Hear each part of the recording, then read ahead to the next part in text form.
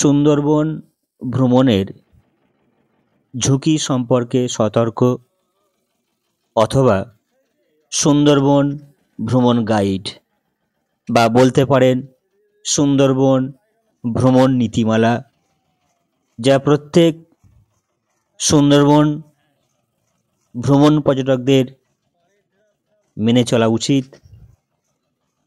কারণ পর্যটকের কারণে সুন্দরবনের জীববৈচিত্র্য সংরক্ষণ প্রক্রিয়া যাতে বিঘ্নিত না হয় সে বিষয়ে আমাদের প্রত্যেকের সচেতন থাকতে হবে।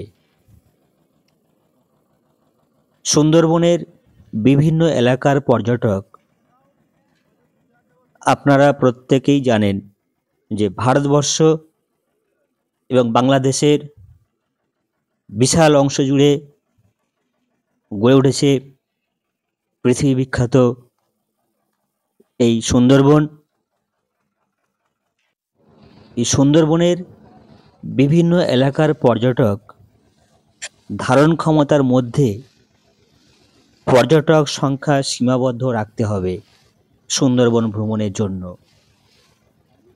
সুন্দরবন ভ্রমণকালে প্রচলিত বন আইন, বন্যপ্রাণী আইন সহ সংশ্লিষ্ট বিধি এবং বনকর্মীদের নির্দেশনা মেনে চলতে হবে।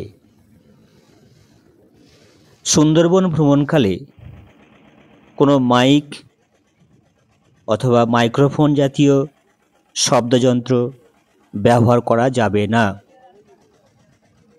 সুন্দরবন ভ্রমণকালে যে সমস্ত বিষয়ে সতর্ক থাকতে হবে তা হলো জোয়ার ভাটা এবং তিথির দিকে নজর রাখতে হবে। কোনো খাবার খেয়ে প্লাস্টিক জাতীয় কোনো মোড়ক নদীর জলে ফেলবেন না। জোরে জোরে কথা বা লাউডস্পিকার ব্যবহার করা যাবে না। স্থানীয় মাঝি ও লঞ্চের ব্যবস্থাপকের কথা শুনে চলুন, তাতে ভালো হবে।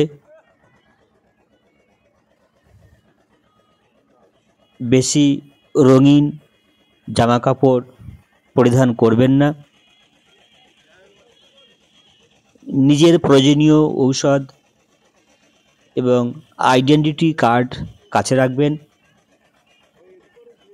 জঙ্গলের পশু দেখলেই সবাই কী করে লঞ্চের একধারে চলে আসেন, কিন্তু মাথায় রাখতে হবে জঙ্গলের পশু দেখলে সবাই লঞ্চের একধারে যাবেন না, এতে বিপদ হতে পারে। জলে কুমির, ডাঙায় বাঘ, তাই কোথাও নামার চেষ্টা করবেন না। সর্বোপরি মোবাইল ও ক্যামেরা সাবধানে রাখবেন, যে কোনো মুহূর্তে অসাবধানবশত জলে পড়ে যেতে পারে।